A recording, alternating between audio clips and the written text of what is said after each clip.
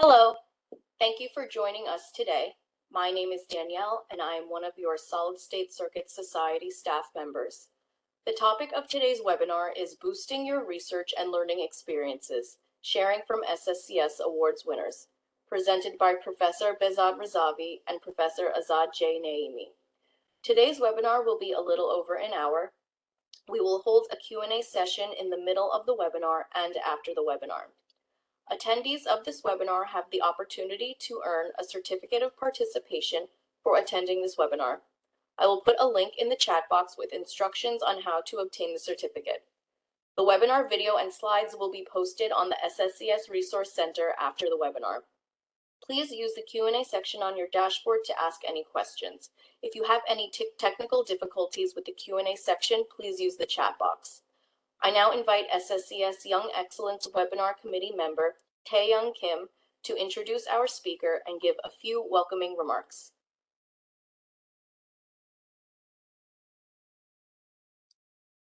Okay, let me share my screen first.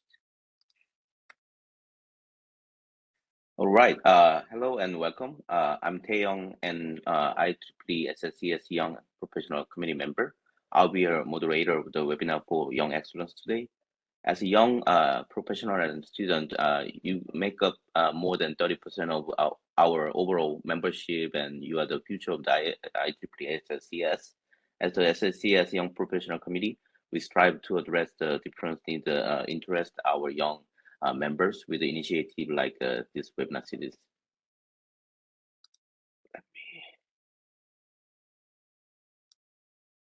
Right. Let me introduce quick what we are doing SSCS Young membership. Like selected, here's a select IEEE SSCS Young webinar and then student benefit.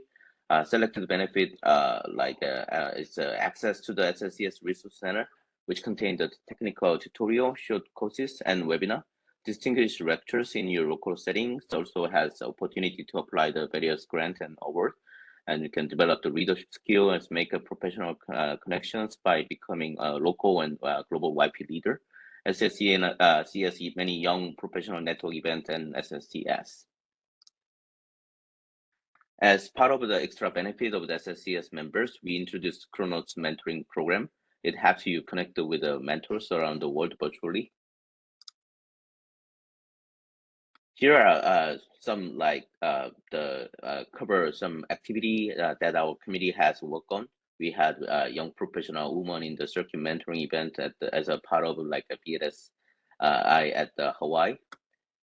This another one is the mentoring event ESS CIRC and Milan last year. Also, another mentoring event happened at the ASSCS last year. This is we have upcoming mentoring and network event at ISCC San Francisco this year, California, February 21st, 6 p.m. in the conference hotel Sierra AB room.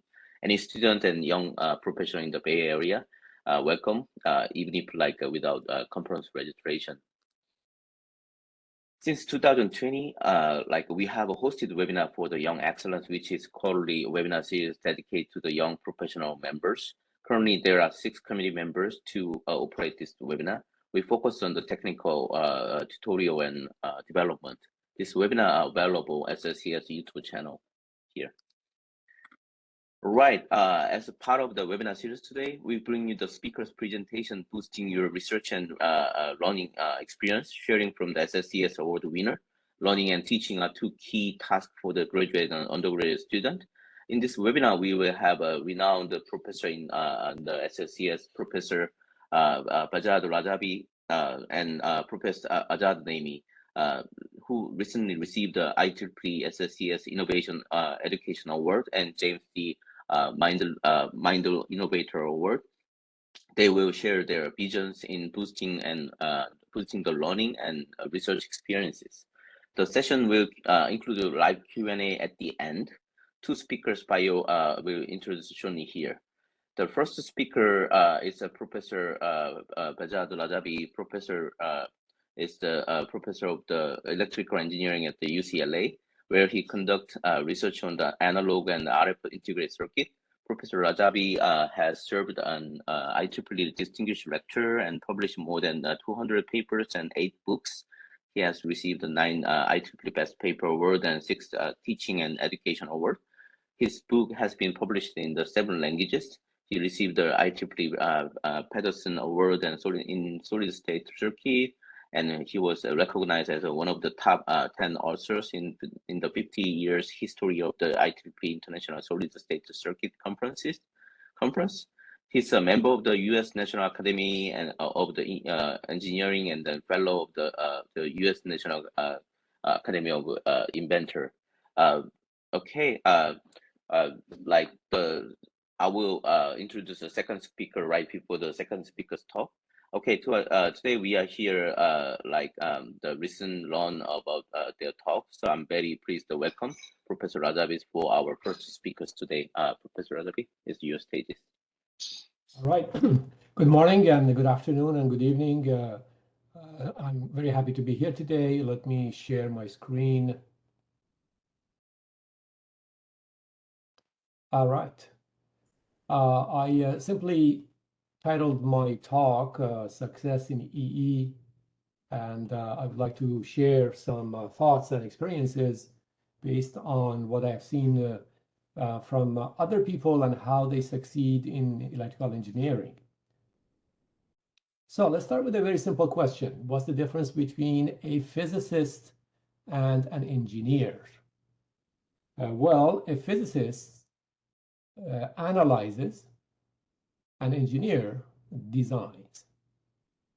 So long as we keep that difference in mind, then that frames our job as engineers and what it takes to become a successful engineer and a successful researcher in an engineering discipline.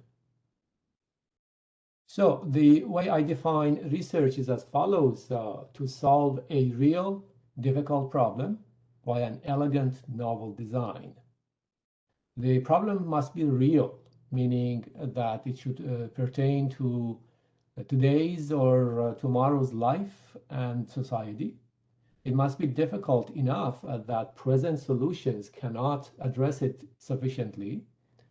And the solution that we introduce must be elegant so that it's reproducible, it's solid and robust, and it must be novel so that it actually overcomes the difficulty of the problem.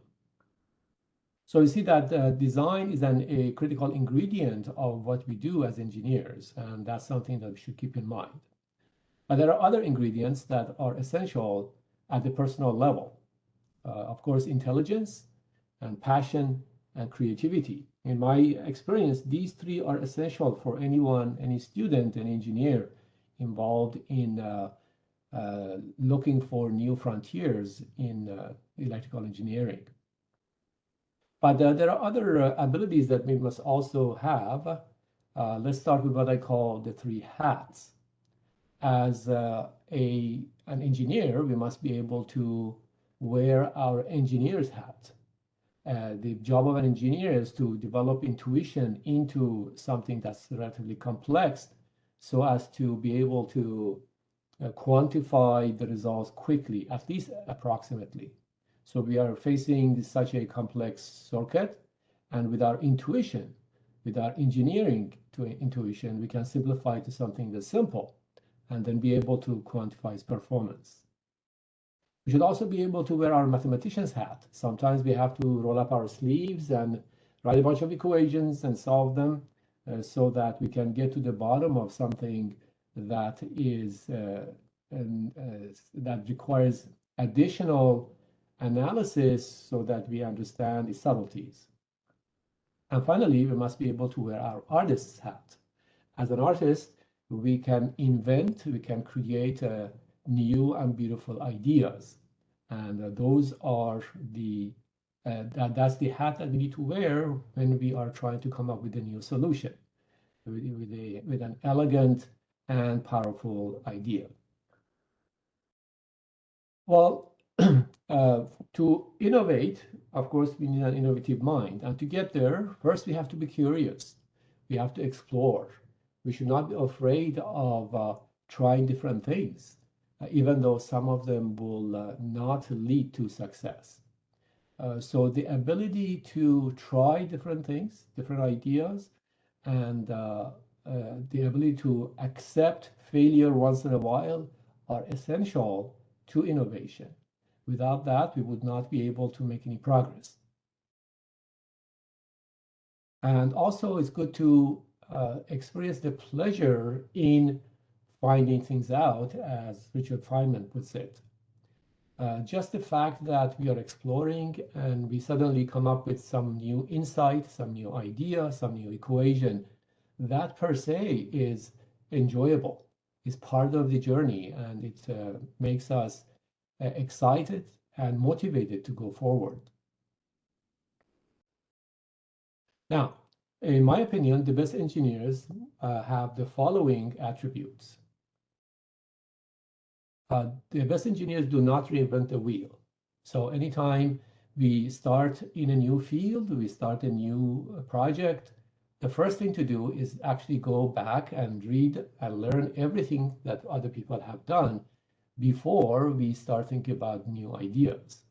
Without a good and solid understanding of the prior work, we will not be able to perform our work properly. Best engineers also solve a real problem. We don't just invent problems out of thin air. We actually look for problems that exist in the society, and we want to see how we can improve the situation, how we can provide a better environment or a better solution. Also, engineers aim high. As researchers, as people who want to break world records in everything we do, we always look for a better performance, a better result than any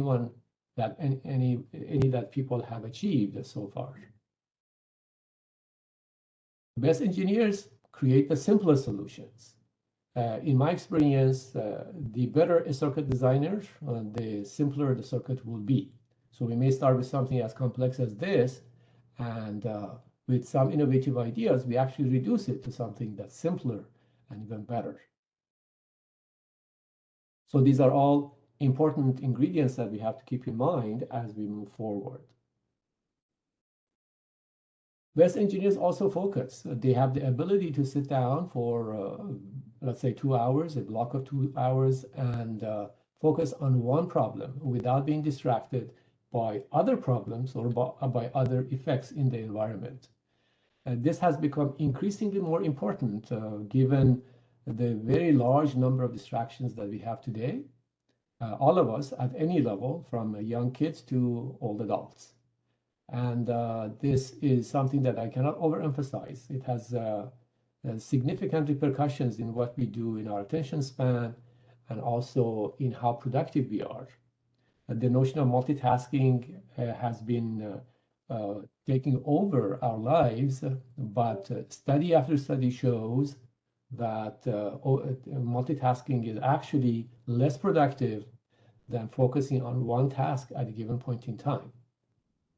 So that's a very somber message that I would like to convey to all of our young members to keep in mind that focus is the key, is one of the keys to success. All right, best engineers also value teamwork. This is something that we face, especially, for example, when you work in a company.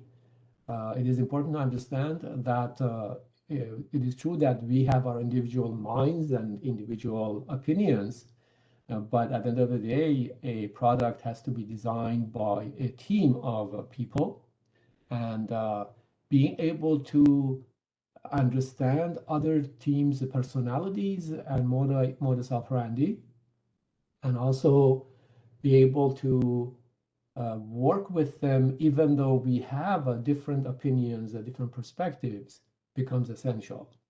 Fortunately, in engineering, most of the problems that we address, most of the type of work that we do deal with quantitative results and objective results. So it is not very difficult to show your opinion by means of some analysis and simulation backup, so that it's not a matter of just opinions, but it's a matter of facts.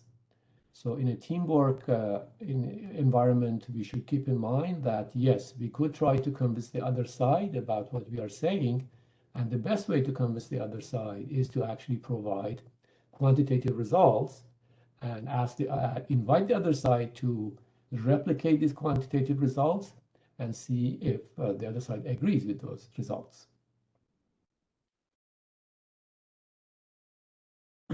Best engineers lead a balanced life. It is true that we work very hard on our projects, on our ideas, and but at the same time, we do need to keep in mind that our body and our mind need a proper training and proper maintenance. So at the same time, we have to think about the health of our body and our mind. In general, it has been shown that people who, for example, exercise regularly are actually more productive, even though they spend some of their hours on exercise every day or every other day. And that's also a critical message that I would like to convey. Without a balanced life, it turns out that productivity actually plummets. So studies have shown that people who do not allow their mind to rest and keep using it become less productive. So it is good to take a break once in a while from the work and just let the mind rest. Let the mind, as we call it, have some downtime. Downtime has become essential, and today it is difficult to get downtime because if you are tired of your work, you naturally migrate towards your email or your Instagram and your Facebook and so on. And that is not considered downtime. Downtime means the mind is not doing anything and it's not distracted by anything. So those are also important considerations in our success. All right. Best engineers also have a positive outlook on life. You have heard the famous saying that whether the glass is half full or half empty, and that is important. When we have a positive outlook on life, on our work, on everything that we do, then we are more motivated to go farther. Yes, there are failures. When I take my students, I explain to them that when we do research by nature deals with unknowns, and unknowns sometimes give us positive results, sometimes negative results. But on average, when we look at the overall trajectory, we see that it has a positive slope and it is productive. So we must keep in mind that if we have setbacks in our research, we still have to have a positive perspective and move forward and work harder to resolve those setbacks and be able to create new ideas. And finally, best engineers want to be the best. So that means that we are comparing ourselves to our peers. We are looking at what everyone else has done, and we want to break world records.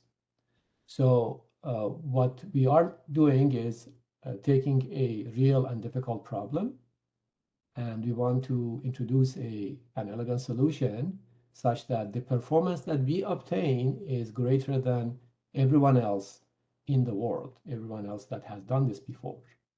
That requires that we be ambitious and, of course, be innovative so that we can create new and effective solutions. That's all I have, and thank you.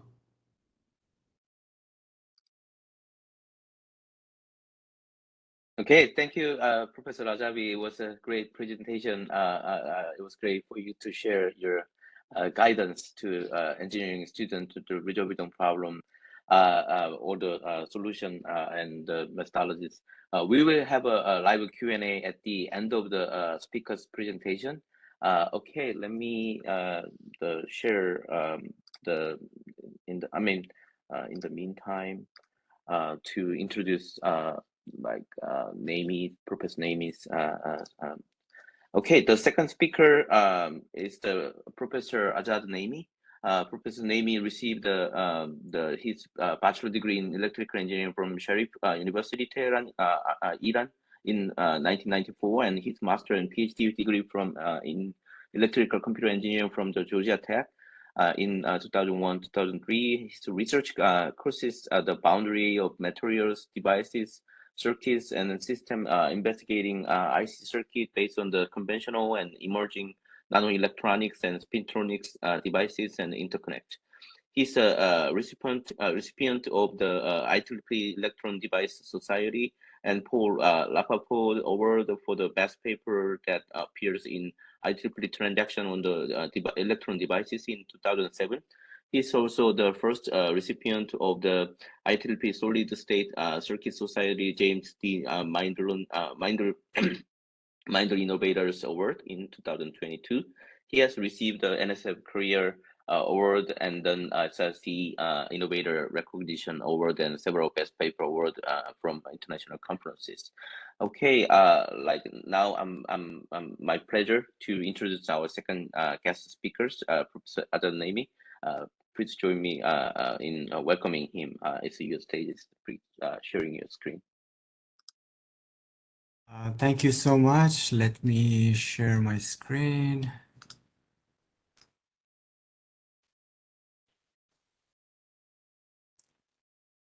All right. So hello, everyone, and thank you for attending this event. And it's my pleasure to talk about my experience and my thought about how we can do good research and also learn better topics in electrical engineering. So I'm going to be focusing at the beginning more on research, and then towards the end, I will be saying some words about the learning that enriches and enables good research.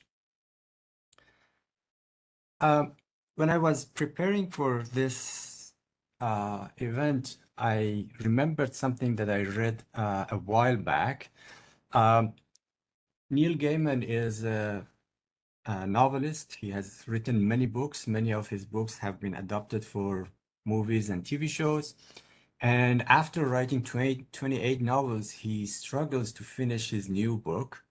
And then he complains to another experienced author that by now I thought I had learned how to write a novel. And Gene Wolfe, the other author, looks at him and smiles and says, "You never learn how to write a novel. You only learn to write the novel that you're on."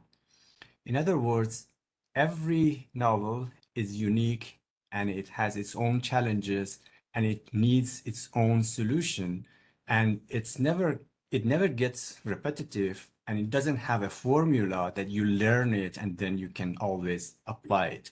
And the same thing applies to research, and that's what makes research exciting and interesting. Every research challenge is unique, and it needs its own creative solution, and it's going to be a struggle to find it, and it never gets repetitive and boring. Now, with that in mind, whatever I share with you, what I want to make clear is that no one can teach you how to do research because of what I just said. And you need to remember that every research problem is unique, and therefore what worked in another research problem may not work in your new research problem. Another thing is that what works for someone else may not necessarily work for you. So as you hear what I share with you, see what resonates with you and what you think would work best for you, and also be adaptive and flexible, and be creative in how you're attacking your research problems. I'm going to talk about different stages of research. So let's start by when you start thinking about what research problem to pick. And if you're an early researcher, you're going to get a lot of help from your advisor, and you may not need to pick your own research, but gradually you have a lot of flexibility to redirect your research, or as you become more experienced, you have a lot more opportunities to pick your own research. So I thought it would be good to share with you some strategies that have been working for me, and I think are helpful to decide what research problem to pick or where to focus. My PhD advisor, Professor Jim Meindl, he used to ask us to think about what is our unfair advantage.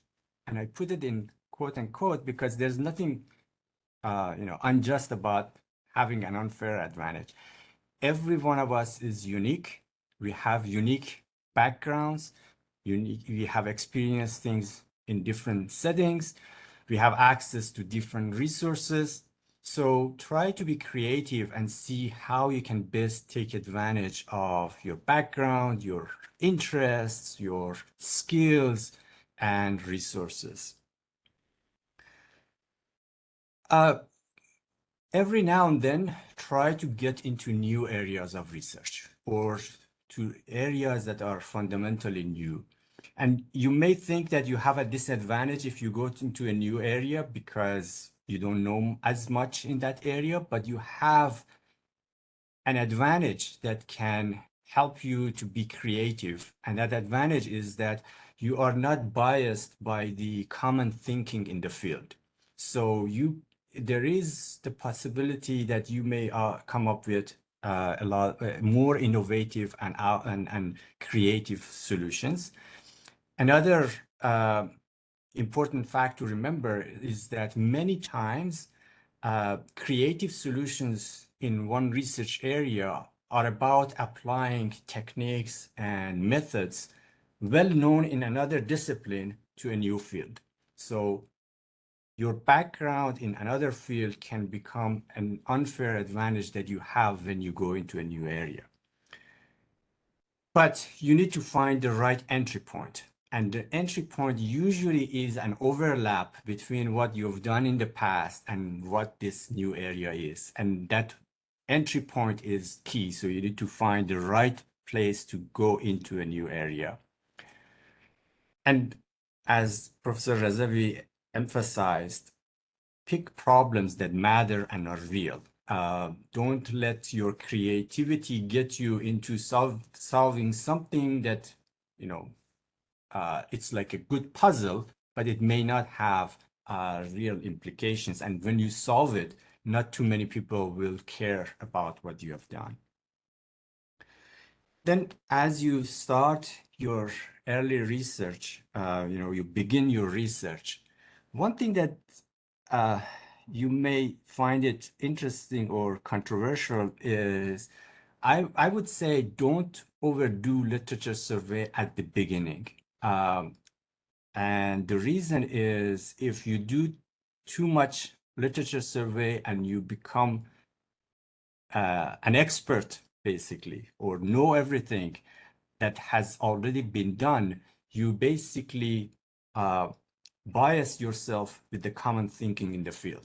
So at the beginning, do a big picture study and learn the key relationships and the important facts, and spend less time on details, and then engage your creativity to come up with some creative solutions. and then go back and do more literature survey to see if what you're proposing makes sense and can be applied to the problem at hand. You have to do a thorough literature survey throughout your research. You need to know what's going on, what has been done in the past and everything. But at the beginning, letting your mind go creative and think about the problem in an independent fashion may set you in a new path that no one else has taken. So formulate your solutions and then work on it, on them, and read more, and then correct and address problems. And your solutions may completely fail because you didn't know enough about the field. That's fine. Think about new solutions.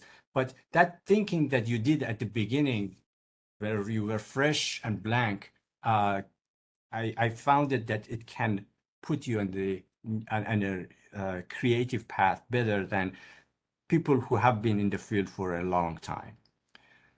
But in order to do that, you need to have a good, solid, broad background in science and engineering areas, and that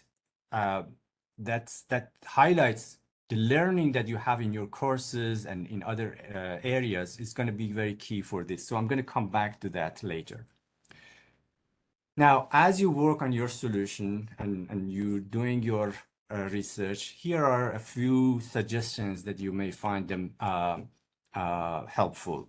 Again, Professor Razavi said it. My PhD advisor, Jim Meindl, used to always say, don't complicate, simplicate. The simplest solutions are the best solutions, especially when you put them in practice and you start using them in real world scenarios. A question that I found it useful to get engaged with is ask yourself why no one else has come up with this solution. And it may be that you have been very creative and no one came up with this solution. But in most cases, when you come up with a creative solution and no one else has thought about it, it's because new situations have happened. You know, a device or a circuit style that used to be good, now it's no longer good and you need to change things. Or you're working with a new device which has new properties and therefore enables a new kind of circuit style that previous devices did not allow it. Now, why I think it's really important to think about this. First, when you communicate and you tell people why this solution is better, you can better inform them and tell them why this is the right solution and the right time. But also in some cases, the reason that no one else came up with this solution is because there is a problem with this solution. So by asking you critically this question, either you better learn about what you have proposed, or you find some issues. So genuinely engage with this question in your research. When you do your research, you either rely on simulation, you rely on measurement, or you model your situation. So there are ways that you address your solution, your technique, and evaluate them. Make sure that you can explain the trends and key results in a qualitative fashion, because if you can't explain something qualitatively, there is a high chance that you made an error in your measurement or in your simulations, and that has resulted in something that is quite counterintuitive. Even more interesting would be when you find something that is counterintuitive, and then you find the answer and it can explain why that counterintuitive thing is happening. And that's an insight that people would love to hear from you when you present your work. Think about what are the limiting factors and whether or not they're fundamental, because if they're not fundamental, there may be ways to improve your technique or your solution. So thinking about upper limits of performance and how close you are to that upper limit allows you to see whether or not you need to push in this direction any further, or you need to completely look for another solution if you want to get to a better answer. Talk to people with diverse background, especially those who know little about your research area, because they, again, have a fresh mind and they can challenge you in a way that some experts may not. So in addition to talking to experts, to talk to also people who don't know much about your area of research. Sometimes working on more than one problem is also an interesting approach, because they can cross feed each other. And also, when you are focusing on one research area and you're working on it, the other research area may be on the back of your mind, and you may come up with creative solutions for the other one. So I'm going to come back to this later. And again, whenever possible, collaborate. One caveat here is, when you collaborate, be careful about defining the intellectual property and who would be the first author and things like that. And we can talk about it in the Q&A part, but collaboration is key in this day and age. So immerse yourself in the research. Work so hard on it that it gets in the back of your mind, no matter what you're doing. And then find activities that relax, as like Dr. Razavi said, they allow you to relax, they allow your mind to rest, and your your unconscious self still is processing information. And in many cases, you come up with a brilliant idea while you're doing something completely different, and you're not even thinking about the research problem. There's a lot of research about this. They have put different names on it: mind wandering, shower effect, because sometimes our ideas like this comes when you're taking a shower.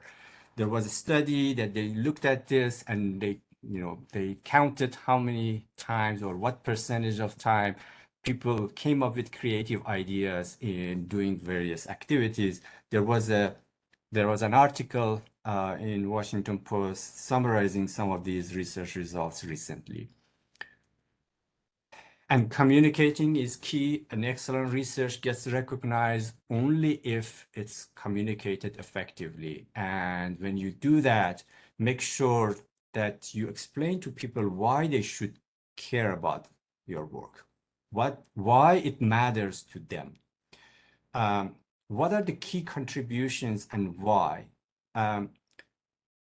Often we think the part that we spend most of our time on it is the most important part, but it may not be. And the key contributions are the ones that have most implications and are going to be of value to many people. And when students present their thesis and defend their thesis, interestingly, they struggle with this question more than any other question.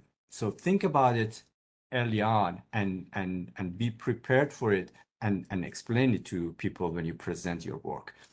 And again, when you're presenting, you're explaining complex ideas to people, and they cannot process everything, and they will not remember those complicated things when they leave your presentation. But think about what are some key insights that you want the audience to remember, and emphasize on those. And remember that changing status quo is not easy, meaning that if your solution is disruptive and requires people to do things differently, it requires a lot of convincing, and it requires a lot of work, and you may need to work on the ecosystem that allows your solution to flourish. So if you come up with a new circuit style, you need to work on the periphery circuits that will work with this so that you show that this is not an isolated circuit, that it can be integrated with other existing circuits. Finally, we need to have this reality check that in the entrepreneurship world, people know that 9 out of 10 startups, quote unquote, fail. But by fail, it means that they don't continue, they don't become multi-billion-dollar companies, and the founders move on and do other things. But these are all, most of them, if they've been pursued properly, they are success. And knowledge and progress is an accumulative process. And if you've done good research, you've been creative, even if your research does not get adopted right away and directly, you are contributing to the body of knowledge and you are enabling more creative solutions down the road. So recognize that. And also, one of the key chapters in your thesis is going to be the conclusions and future work, which basically says what new areas of research you have opened up. Usually the students, by the time that they reach this chapter, they just want to finish and they wrap up all the abstracts of each chapter into this chapter and just put some immediate next steps that they don't have time to finish into this part.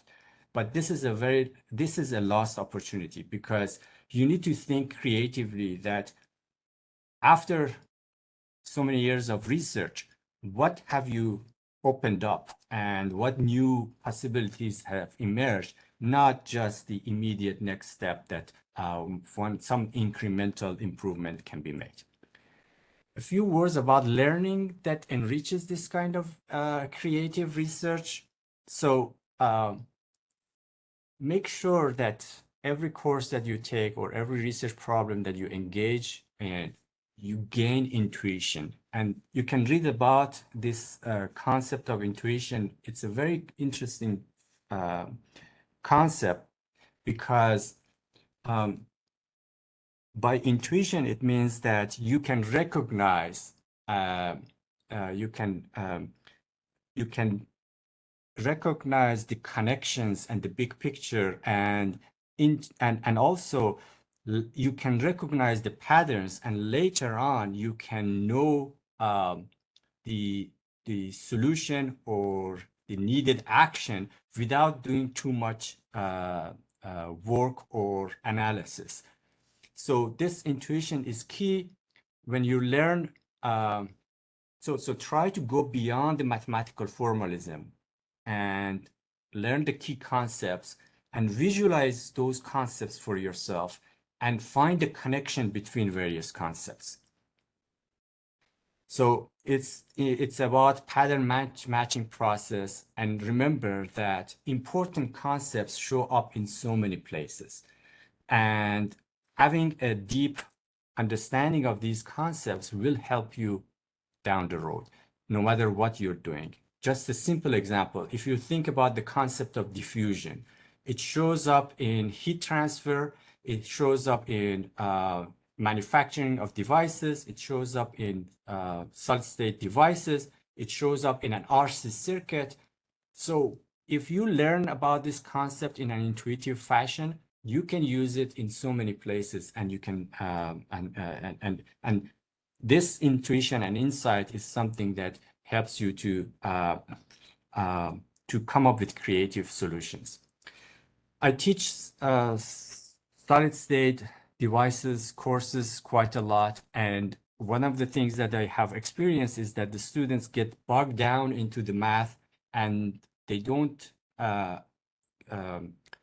get the concepts they don't get the intuition that they need in this area. So to help them to visualize these concepts, I've collaborated with designers and human-computer interaction designers, computer science people, to create some visualizations that can help students learn these concepts without any math.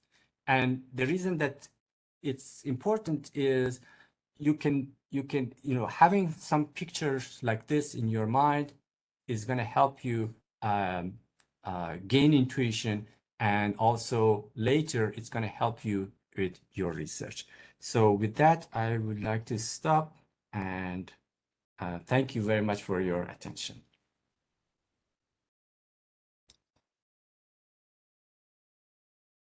Okay, that was thank you. It was a great presentation. Thank you, Professor Naeemi, for the sharing your learning and research experience, sharing and providing some guidance, especially like a research methodology and skills.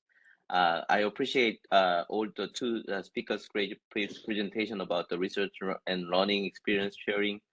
We now do the audience Q&A sessions. I think we probably can have a 10-minute instead of a 15-minute because there was a little bit over time.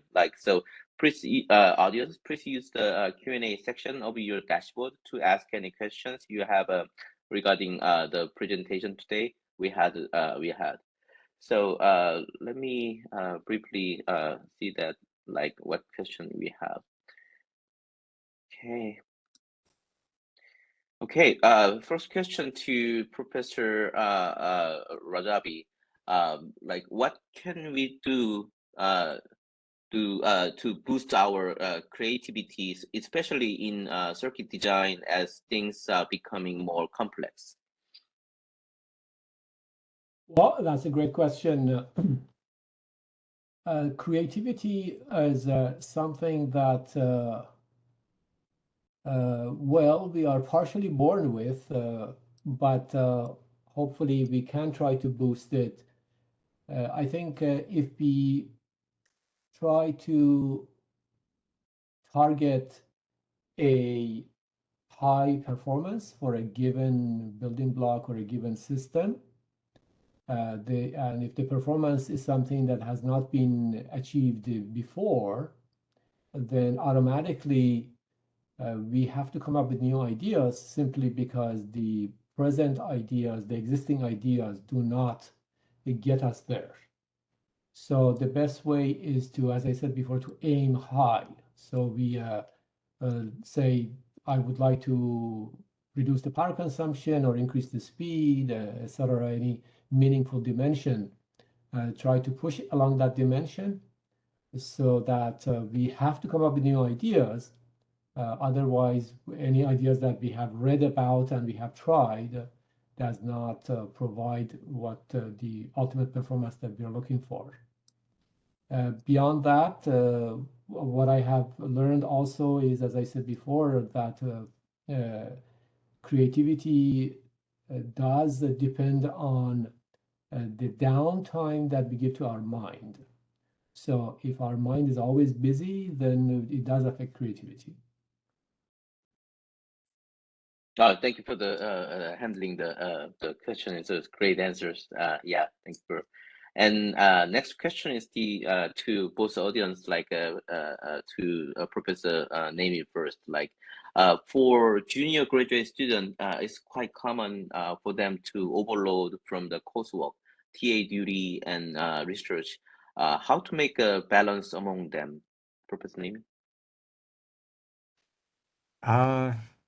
That's a challenge. That's a challenge. That's a systemic problem with the way that we do things. But at the end of the day, when you go to work, it's the same thing. You have so many responsibilities, and you have to balance, and you need to have you need to dedicate enough time to each task.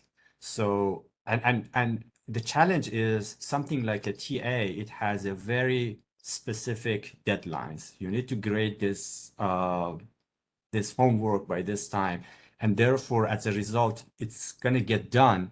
But research usually doesn't have that specific deadlines, and that is the thing that is automatically pushed in the background and stopped. So you need to be very disciplined, and you need to say, I have this much time dedicated to my TA duties, and I have to do this much hours of research.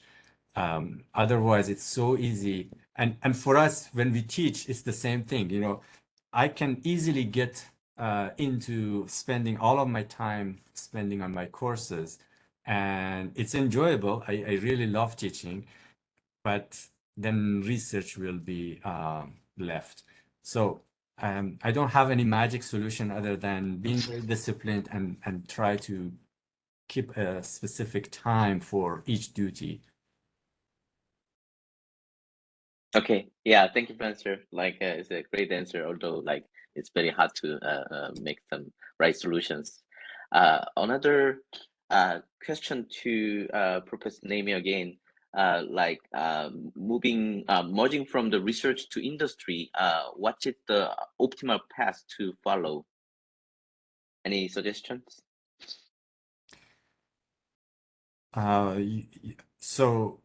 So you're saying, so I assume the question is, what's the best way to successfully transition from graduate school to industry? Yeah. First, you know, try to have, if possible, try to have internship opportunities, you know, take advantage of internship opportunities because that gives you some experience. But, you know, engage industry people as you do your research, because especially our area, solid state circuits, or, you know, many of the other IEEE areas, industry is very interested in the research that is happening in universities. So find the right person in the field in industry and approach them.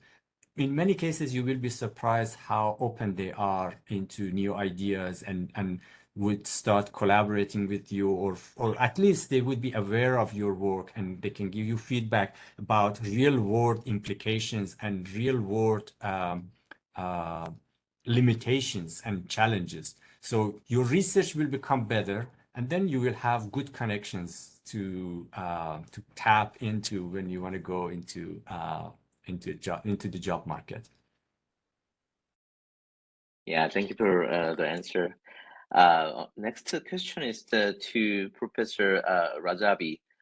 Sometimes for the undergraduate students, they are some reading existing paper is too overwhelming for them. What is the good approach to deal with this? Like, should we go back to the fundamental principle again, or any suggestions? Yes, good question. Well, the way I advise my students to start reading is we begin by reading a very recent paper, and I ask them to have a notebook, and they take the two facing pages of the notebook. On one side, they write everything that they are learning from the paper. On the other side, they write all of the questions that have come to their mind. And I emphasize that the first time you read a paper, you probably understand only 10% of it. So one side has very little information, the other side has many questions. And that's fine. So after finishing the first paper, we look at the references cited by the paper.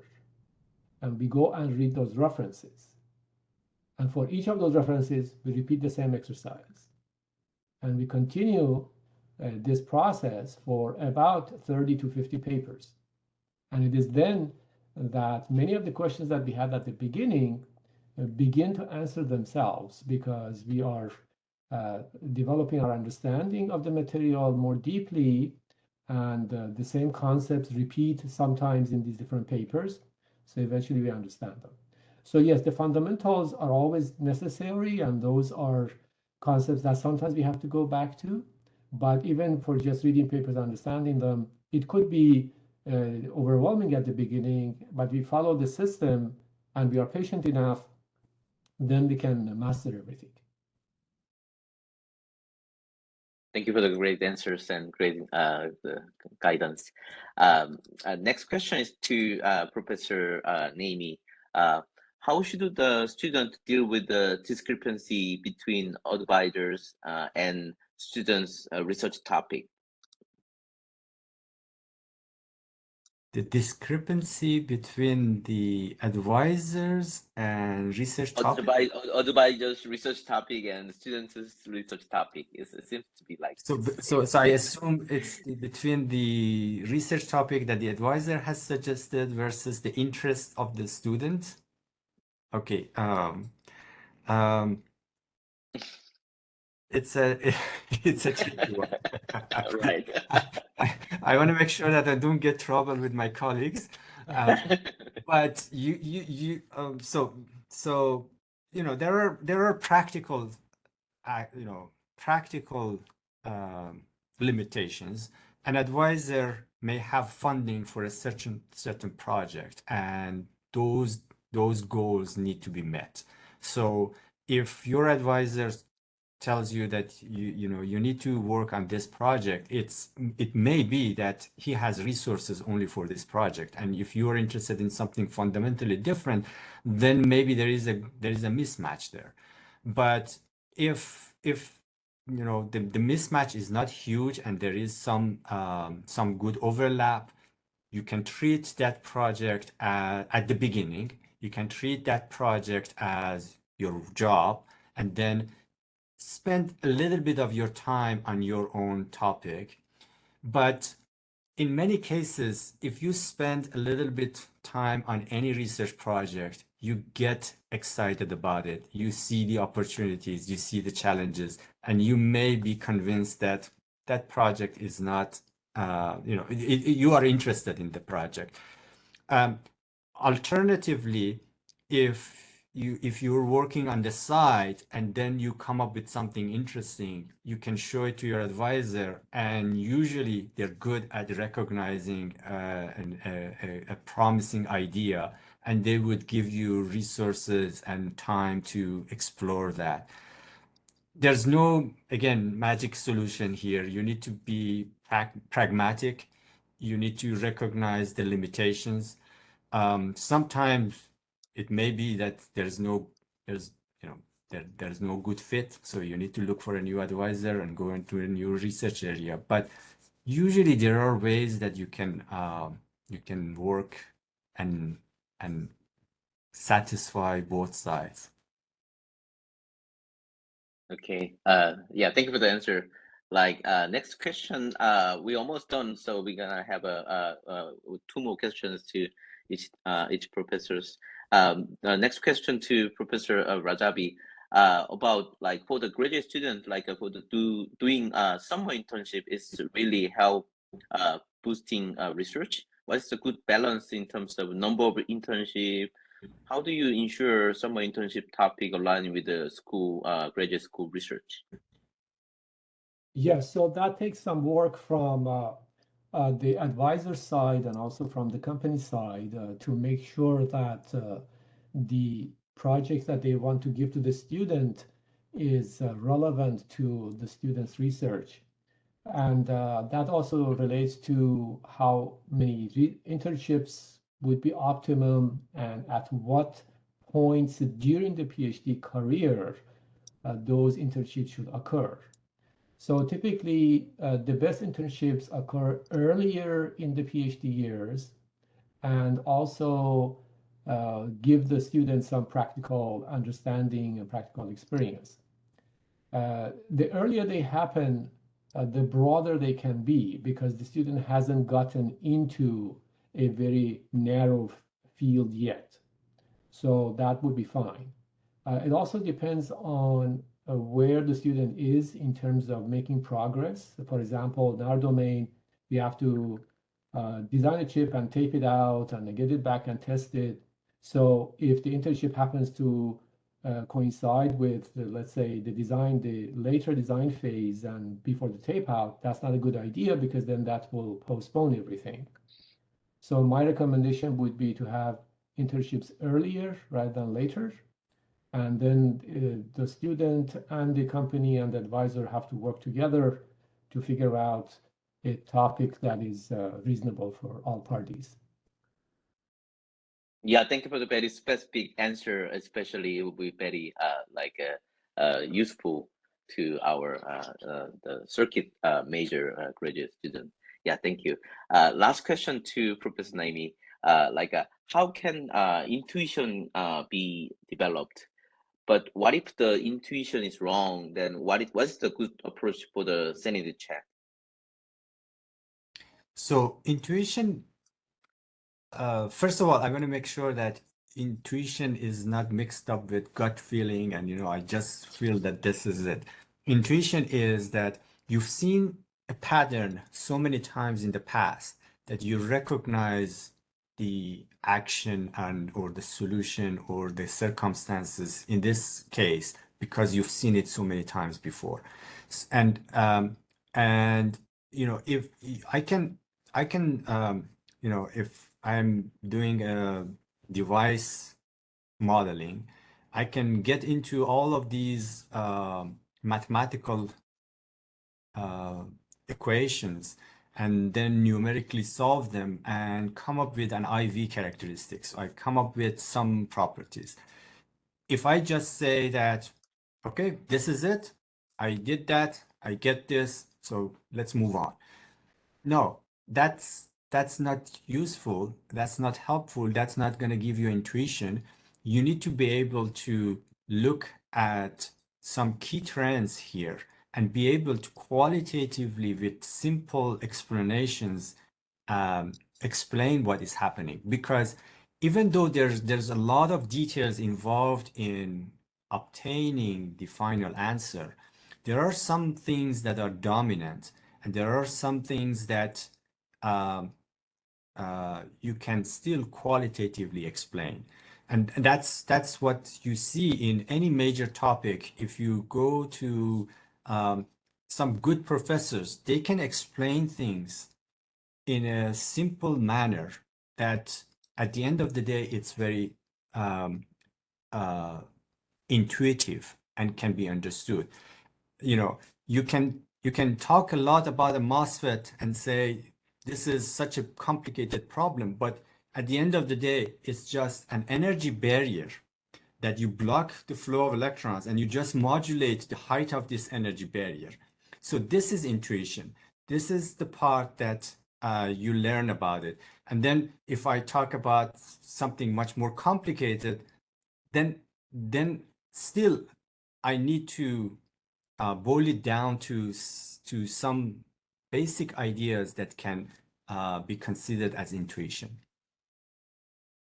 Yeah, that's great. And so intuition is always it's continuous, and more experience can make a more the better intuition.